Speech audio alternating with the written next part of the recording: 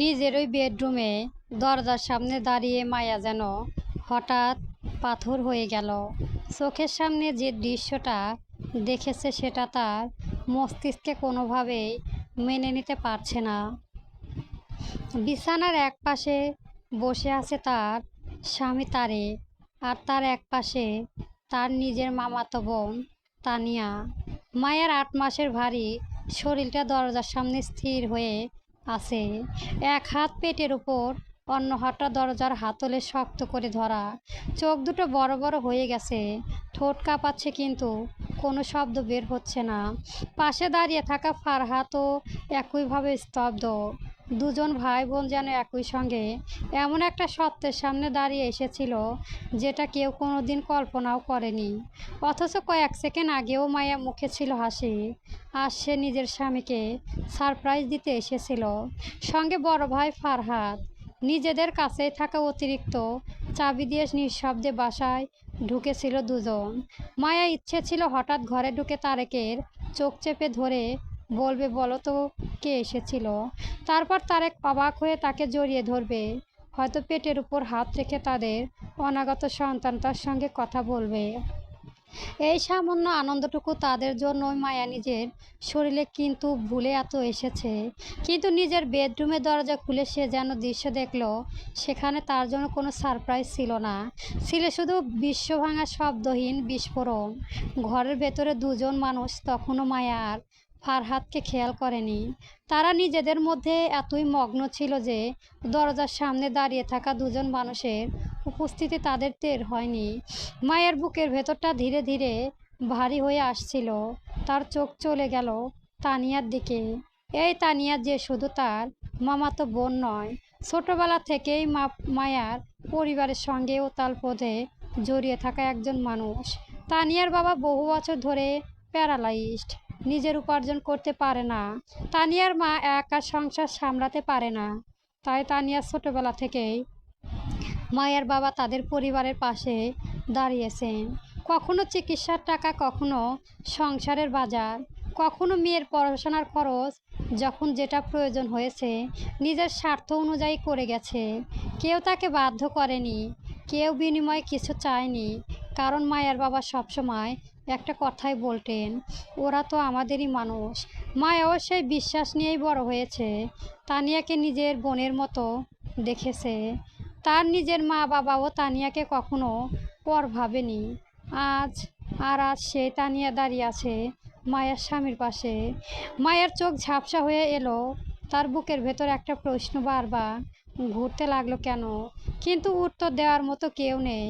মায়া তাকের দিকে তাকালো। এই মানুষটার সঙ্গে সে কত স্বপ্ন দেখছে, বিয়ের আগে কত কথা, বিয়ের পর কত পরিকল্পনা। নিজেদের একটা ছোট্ট সংসার হবে, একটা সন্তান হবে, সন্ধ্যায় দুজন পাশাপাশি বসে চা খাবে, এমন কত সাধারণ স্বপ্ন ছিল তার। আর আজ সেই স্বপ্নের ঘরে দাঁড়িয়ে মায়া নিজেকে সবচেয়ে বেশি পর মনে করেছে। তার পেটের ভেতর সন্তানটাকে নড়াচড়ে উঠল। মায়া সঙ্গে সঙ্গে পেটের উপর হাত রাখলো, চোখ বন্ধ করে গভীর একটা শ্বাস নিল। নিজেকে সামলানোর চেষ্টা করলো সে। চিৎকার করতে পারলো না, কাঁদতে পারলো না, শুধু অনেক কষ্টে কাঁপা গলায় ডাকলো, তারেক। কোনো সাড়া নেই। মায়া অবাক, আবার ডাকলো, এবার একটু জোরে, তারেক। ঘরের ভেতরে হাসি মুহূর্তে থেমে গেল। তারেক মাথা ঘুমিয়ে তাকালো, তানিয়াও তাকালো, আর দুজনের চোখ একসঙ্গে দরজায় গিয়ে আটকে গেল। তারেকের মুখে সমস্ত রং মুহূর্তে ফ্যাকাশে হয়ে গেল। মায়া, তানিয়া যেন নিজের চোখকেও বিশ্বাস করতে পারছিল না। আপু। মায়া কোনো উত্তর দিল না, সে শুধু তানিয়া তাকিয়েই রইল। তারেক তাড়াহুড়া করে উঠে দাঁড়ালো। তুমি তুমি কখন এলে? মায়া ঠোঁট কাঁপলো। যখন তোমাদের সবচেয়ে বেশি ব্যস্ত থাকার কথা ছিল তখনই। মায়ার, ব্যাপারটা তুমি যেটা ভাবছো আমি কি ভাবছি? মায়া প্রশ্নটা এত শান্ত ছিল যে তারেক আরও অস্বস্তিতে পড়ে গেল। তানিয়া দ্রুত বলে উঠল, আপু প্লিজ, তুমি ভুল বুঝেছ। মায়া এবার তার দিকে তাকালো। তুইও? তানিয়া চুপ। তুইও বলবি আমি ভুল দেখেছি? আপু, আমি আসলে কি? তানিয়া চোখের পানি মুছে বলল, তারেক ভাইয়া খুব খারাপ অবস্থায় ছিল, আমি শুধু ওনাকে সান্ত্বনা দিয়েছিলাম। মায়ের চোখে অবিশ্বাসও ফুটে উঠল। সান্ত্বনা? একটু থেমে সে তানিয়ার দিকে তাকিয়ে রইল। আমার স্বামীকে সান্ত্বনা দিতে তোর এত রাত পর্যন্ত আমার বেডরুমে থাকতে হলো? তানিয়া মাথা নিচু করে ফেলল। তারপর ধীরে ধীরে বলল, আমি জানি না কিভাবে এমন হয়ে গেল। মায়ের বুকটা আরও ভারী হয়ে গেল, কারণ এই কথাটার মধ্যে যেন একটা স্বীকারোক্তি লুকিয়েছিল। সে এবার তারেকের দিকে তাকালো। তুমি কিছু বলবে না? তারেক চুপ। তুমি অন্তত বলো আমি যা দেখেছি সেটা মিথ্যে। তারেক মুখ খুলল, কিন্তু কোনো শব্দ বের হলো না। মায়া হেসে ফেলল। সেই হাসিতে এতটা কষ্ট ছিল যে ফারহাদের বুক কেঁপে উঠল। বুঝেছি। মায়া ধীরে ধীরে বলল, তোমার চুপ থাকাটাই উত্তর। ফারহাদ এতক্ষণ নিজেকে সামলাচ্ছিল, কিন্তু মায়ের মুখের দিকে তাকিয়ে তার ভেতরে রাগ আর ধরে রাখা গেল না। সে এক ঝটকায় ঘরে ঢুকে তারেকের কলার চেপে ধরল। তুই কি করছিস? তারেক পিছিয়ে গেল। ফারহাদ ভাই, আগে আমার কথা। কি কথা শুনবো? ফারহাদের গলা কেঁপে উঠল। আর আগে আমার বোন 8 মাসের পেট নিয়ে তোকে স্বামী ভেবে ঘরে ভিড়েছে, আর তুই ঠাস একটা চর গিয়ে পড়লো তারেকের গালে। তানিয়া চিৎকার করে উঠল, ভাইয়া প্লিজ। ফারহাদ তার দিকে ঘুরে তাকালো। তুই চুপ থাক। তারপর আবার তারেকের দিকে তাকিয়ে বলল, আমার বোনের বিশ্বাসের দাম এত কম ছিল? তারেক এবার হাত দিয়ে গলা চেপে ধরল। আমি ভুল করেছি, ভুল। ফারহাদ তীব্র হেসে উঠল। ভুল করে মানুষ রাস্তায় ভুলে যায়, ভুল করে কারোর নাম ভুলে যায়। তুই আমার বোনের সঙ্গে সংসার করেছিস, ওর পেটে নিজের সন্তান, তারপরও অন্য মেয়েকে এই ঘরে নিয়ে এসেছিস। তারেক মাথা নিচু করে ফেলল। মায়া তখনও দাঁড়িয়ে, তার চোখের পানি থামছে না। তানিয়া এবার মায়ার সামনে এসে দাঁড়ালো। আপু, আমাকে ক্ষমা করে দাও। মায়া তার দিকে তাকালো। কিসের জন্য? তানিয়া কাঁদতে কাঁদতে বলল, আমি কখনো তোমার জায়গায় নিতে চাইনি। মায়া ধীরে বলল, কিন্তু আমার জায়গায় দাঁড়ানোর চেষ্টা তো করেছি। তানিয়া কিছু বলতে পারল না। মায়া আবার বলল, তোর বাবা যখন বিছানা থেকে উঠতে পারে না, তখন আমার বাবার পাশে দাঁড়িয়েছে। তোর সংসার যখন খাবারের অভাব হয়েছে, আমার মা নিজের ঘর থেকে খাবার পাঠিয়েছে। তোর পড়াশোনা বন্ধ যাচ্ছিল, আমার বাবা টাকা দিয়েছে। তোর মা যখন বলেছে মেয়েটার ভবিষ্যৎ কী হবে, আমার বাবা তখন বলেছে আমার মেয়ের ভবিষ্যৎ যেমন তানিয়ার ভবিষ্যতে তেমন। মায়ের গলা কেঁপে উঠল। আর তুই? সে কয়েক সেকেন্ড চুপ করে রইল। তুই সেই পরিবারের মেয়েই সংসারে আগুন দিলি। তানিয়া হাউ মাউ করে কাঁদতে লাগলো। আপু, আমি ইচ্ছে করে করিনি। মায়ের চোখ মুছে বলল, সবাই ভুল করে, কিন্তু কিছু ভুলের পর আর আগের জায়গায় ফিরে যাওয়া যায় না। ঠিক তখনই মায়ার মুখ হঠাৎ কুঁচকে গেল। সে পেট চেপে ধরে সামনের দিকে একটু ঝুঁকে পড়ল। আহ ভাইয়া! ফারহাদ সঙ্গে সঙ্গে ছুটে এলো। মায়ার পেটটা খুব ব্যথা করছে, মায়ার গলা কাঁপছে। ফারহাদ এক মুহূর্ত দেরি করলো না। সে মায়াকে কোলে তুলে নিল। ভাইয়া, আমি হাঁটতে পারবো না। একদম চুপ, তুই হাঁটবি না। মায়া ব্যথা চোখ বন্ধ করে ভাইয়ের বুকে মাথা রাখলো। তারেক ছুটে দরজার কাছে এলো। গাড়ি বের করেছি আমি। ফারহাদ সঙ্গে সঙ্গেই ঘুরে দাঁড়ালাম। তার চোখে তখন এমন রাগ যে তারেক এক পা এগোতেই থেমে গেল। তুই? মায়াকে হাসপাতালে নিতে হবে। আমার বোনকে তুই আর ছুবি না। ফারহাদ ভাই, পেছনে থাক। ফারহাদ হুঙ্কার দিয়ে বলল, আজ থেকে আমার বোনের দায়িত্ব আমার, তোর দায়িত্ব শেষ। তারেক চুপ করেই গেল। ফারহাদ মায়াকে কোলে নিয়ে বাইরে বেরিয়ে গেল। মায়া ব্যথায় কাঁপতে কাঁপতে বলল, ভাইয়া, আমার বাচ্চা। ফারহাদ বোনের কপালে হাত রেখে বলল, কিছু হবে না, ভয় পাবি না, তোর ভাই আছে। সে মায়াকে গাড়ির পেছনে ছিটে খুব সাধারণভাবে শুইয়ে দিল। তারপর দরজা বন্ধ করে চালকের আসনে গিয়ে বসলো। গাড়ি স্টার্ট দেওয়ার আগে আয়নায় একবার মায়ের দিকে তাকালো। মায়ার চোখ বন্ধ করে আছে, দুই গাল বেয়ে পানি পড়ছে। ফারহাদের বুকের ভেতরটা মোচড় দিয়ে উঠল।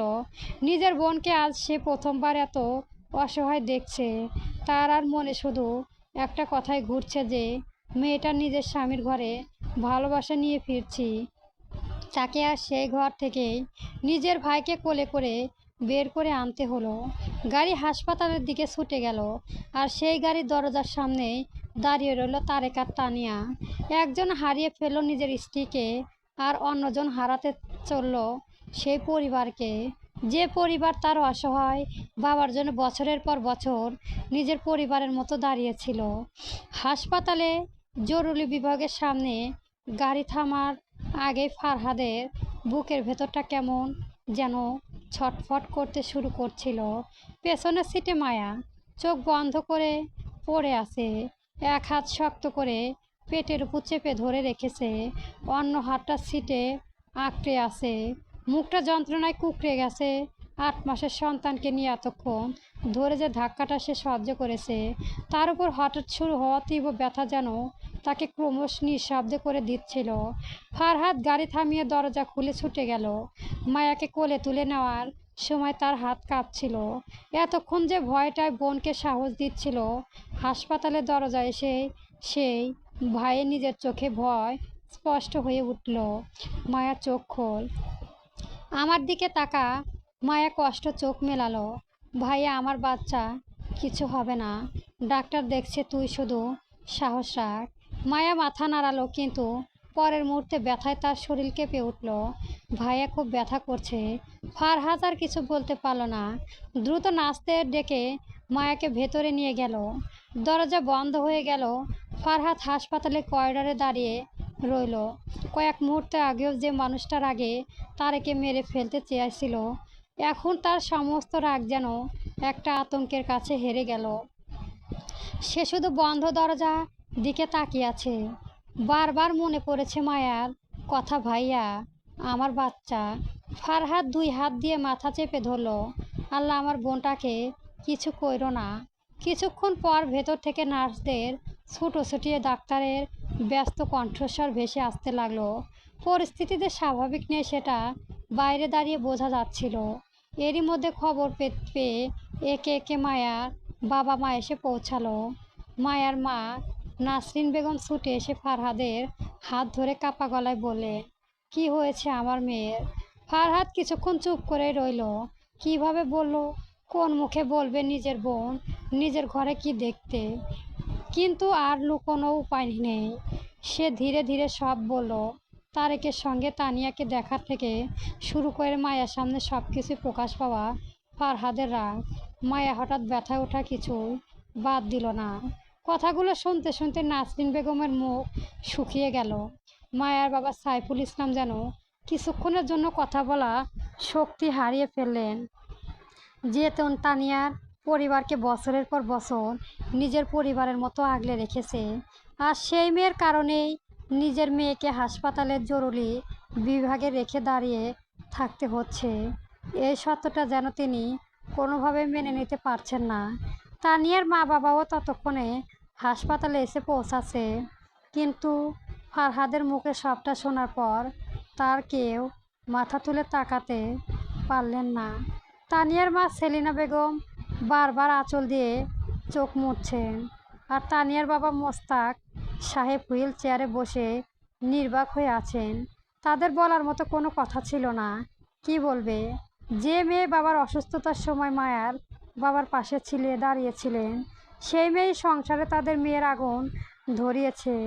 এই সত্যের সামনে কোনো অজুহাত যেন যথেষ্ট নয়। সাইফুল ইসলাম ধীরে ধীরে মোস্তাক সাহেবের দিকে তাকালেন। ভাই, আমি তোমার পাশে এত বছর দাঁড়িয়েছি নিজের মানুষ ভেবে।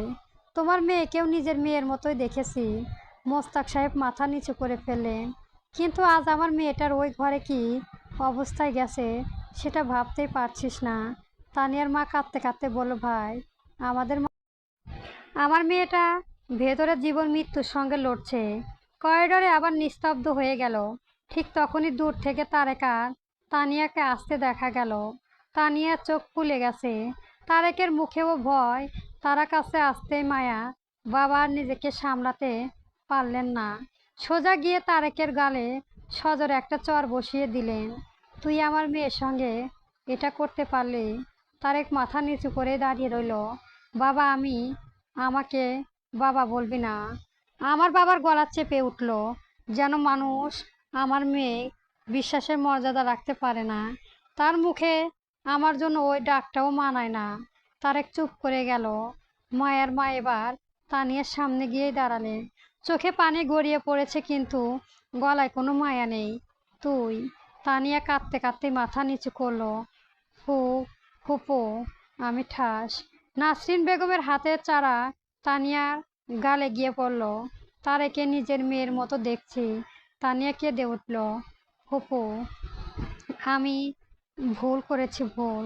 মায়ার মা কাপা গলায় বলল, আমার মেয়ের সংসারে ঢুকে আমার মেয়ের স্বামীর পাশে দাঁড়ানো তোর কাছে শুধু ভুল। তানিয়া কোনো উত্তর দিতে পারল না। মায়ের মা চোখের পানি মুছে বললেন, তোর বাবা যখন অসুস্থ হলো আমরা পাশে ছিলাম। তোর পড়াশোনার সময় ছিল, কোনোদিনও হিসাব চাইনি, কিন্তু তুই সেই বিশ্বাসের কি দাম দিলি? তানিয়া হাউমাউ করে কাঁদতে লাগলো। ফুপু, আমাকে ক্ষমা করে দিন। নাসরিন বেগম মুখ ফিরিয়ে নিলেন। আজ থেকে তুই আমার মেয়ের বোন না, এবং আমারও কেউ না। কথাটা শুনে তানিয়ার মা আরও জোরে কেঁদে উঠলেন। কিন্তু নাসরিন বেগমের চোখে তখন শুধু নিজের মেয়ের মুখ। সাইফুল সাহেব এতেরা তানিয়ার দিকে তাকালেন। তুমি তোমার মা বাবাকে নিয়ে এখান থেকে চলে যাও। তানিয়া কাঁদতে কাঁদতে বলল, ফোপা, আমাকে আর ফোপা বলো না। কণ্ঠটা শান্ত ছিল, কিন্তু সেই শান্তি ভেতরে ছিল ভেঙে যাওয়া একটা মানুষের অসহায়তা। কোথায় যাবে, কি করবে আমি জানি না, সেটা তোমাদের ব্যাপার, কিন্তু আমাদের জীবনে তোমাদের আর কোনো জায়গা নেই। তানিয়া বাবার মাথা নিচু করেই রইল। কেউ কিছু বলতে পারল না। ঠিক তখনই ফারহাদ তারেকের সামনে গিয়ে দাঁড়ালো। তার চোখে লাল হয়ে আছে। তুই এখান থেকে চলে যা। তারেক চুপ করে রইল। শুনতে পাচ্ছিস না? তারেক ধীরে বলল, আমি মায়াকে দেখতে চাই। ফারহাদ এক পা এগিয়ে গেল। আমার বোনের সামনে যাওয়ার অধিকার তুই নিজের হাতে শেষ করে দিয়েছিলি ফারহাদ ভাই। আমি আর একটা কথা মনে রাখিস। ফারহাদের গলা এবার হুঙ্কারে পরিণত হলো। আমার বোন, আমার তার বাচ্চা যদি কিছু হয়, খোদার কসম তোকে আমি নামাই দেব। করিডোরে সবাই থমকে গেল। ফারহাদ আঙুল তুলে বলল, আজ তোকে আমার বোনের সামনে দাঁড়াতে দিচ্ছি না, কিন্তু যদি আমার বোনের জীবনে কোনো অঘটন ঘটে তখন আমাকে আটকানোর মতো কেউ থাকবে না। তারেক মাথা নিচু করে দাঁড়িয়ে রইল। তখনই হঠাৎ ভেতরে দরজা খুলে একজন নার্স দ্রুত বেরিয়ে এলেন। রোগীর পরিবারে কেউ আছেন?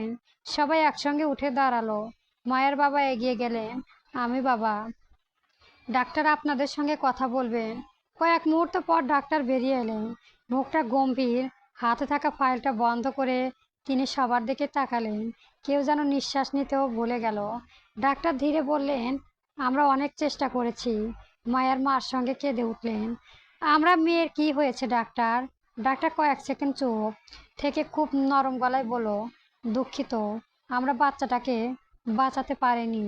কথাটা যেন করিডোরের সমস্ত শব্দ থামিয়ে দিল। কেউ নড়ল না, কেউ কথা বলল না। নাসরিন বেগম হঠাৎ দেওয়ালে হাত রেখে দাঁড়িয়ে পড়লেন। না, মায়ার বাবা স্থির হয়ে গেলেন। তানিয়ার মা মুখ চেপে কান্না থামানোর চেষ্টা করলেন। আর ফারহাদ, সে শুধু হাসপাতালে বন্ধ দরজার দিকে তাকিয়ে রইল। কয়েক মুহূর্ত আগেও যার কানে বোনের কণ্ঠ ভাসছিল, ভাইয়া, আমার বাচ্চা, আর সেই বোনের সন্তান আর পৃথিবীর আলো দেখবে না। ডাক্তার আবার বললেন, আমরা সর্বোচ্চ চেষ্টা করেছি, কিন্তু পরিস্থিতি খুব জটিল ছিল। ফারহাদ চোখ বন্ধ করলো। তার বুকের ভেতর থেকে একটা চাপা আর্তনাদ বেরিয়ে এলো। আর করিডোরে এক পাশে দাঁড়িয়ে থাকা তারেকের মুখ থেকে যেন সমস্ত রক্ত সরে গেল। গল্পটি কেমন হয়েছে অবশ্যই জানাবেন, এবং যদি ভালো লেগে থাকে আমার চ্যানেলটি সাবস্ক্রাইব করে রাখবেন। গল্প যদি আবার দেখা হয়।